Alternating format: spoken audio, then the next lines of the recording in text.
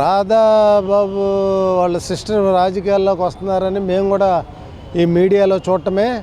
అఫీషియల్గా రంగా గారికి ఒక చారిత్రాత్మక చరిత్ర ఈ విజయవాడ గడ్డలో ఉంది కాబట్టి వాళ్ళ పిల్లలు డెఫినెట్గా రాజకీయ రంగం ప్రవేశం చేయడంలో ఎటువంటి తప్పు లేదు. వాళ్ళు డెఫినెట్గా రాణిస్తారు కూడాను. ఎందుకంటే ఈ మధ్యన కాపుల్ని ఎంత దారుణంగా ట్రీట్మెంట్ చేస్తున్నారో మనం అందరం చూసాం. పవన్ కళ్యాణ్ ఒక కాపు సామాజిక వర్గం ఉండి కార్యకర్తలను కొట్టినా నాకేం పర్లేదు, నాకు ప్యాకేజీ ముఖ్యం అని చెప్పేసి ఆయన కార్యకర్తలను పట్టించుకోకుండా ఎంత గొడవ చేసినా సరే నేను ఈయనతోనే కలిసి ఉంటాను 15 సంవత్సరాలు 20 ఉంటే ఉండమన్నాడు. అదంతా అనవసరం. డెఫినెట్గా రంగా గారి పిల్లలుగా వాళ్ళకి ఒక రంగా గారికి చరిత్ర ఉంది.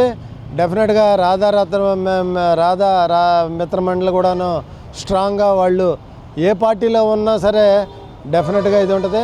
కొంతమంది నేను ఇప్పుడే చెప్పలేము మా పార్టీలోకి వస్తారా వేరే పార్టీలోకి వస్తారా.